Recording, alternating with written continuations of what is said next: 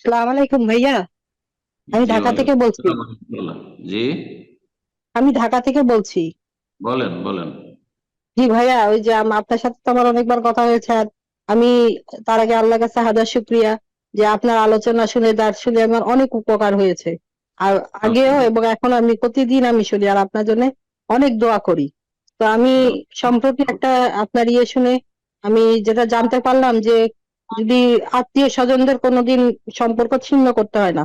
কিন্তু আমি সংক্ষেপে বলি যে আমি তো একে তো অসুস্থ পঙ্গু, আর আমার আব্বা 40 বছর আগে আরেকটা বিয়ে করেছেন। করার পর থেকে না আমাদের কোনো ভাই বোন ভরণ পোষণ করেন না।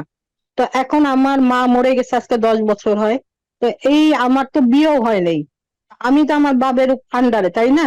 কিন্তু আমার হুম, আব্বা আমার কোনো ভরণ পোষণ নেন না, যোগাযোগ করেন না।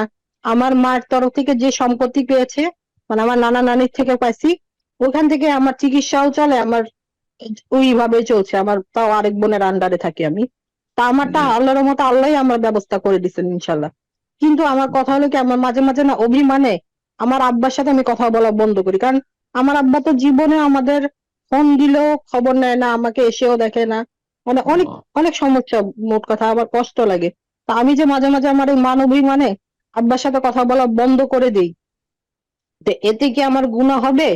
কিন্তু আমি বলতে চাই, যদিও বলি না, আব্বা মনে হয় 30 সেকেন্ড, কখনো 1 মিনিট বলে মা মা বলে জি ঠিকই, বোন, কিন্তু প্রশ্ন সংক্ষিপ্ত করুন ইনশাআল্লাহ। জি, জাযাকাল্লাহ খাইর। জি প্রশ্ন জি, সংক্ষিপ্ত করুন।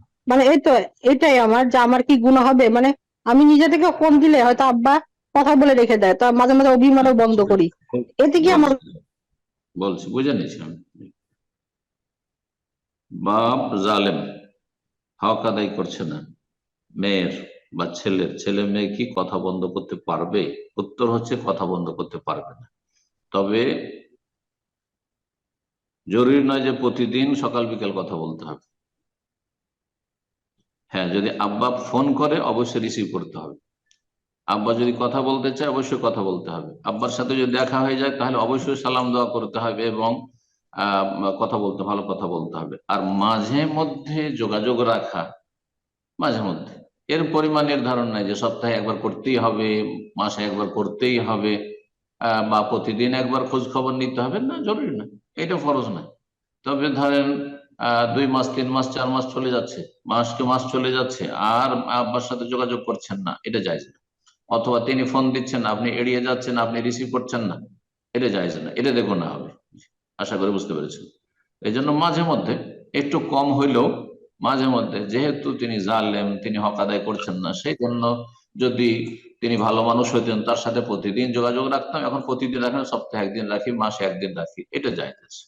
এতটা করতে পারেন। আল্লাহ তাআলা আলাম।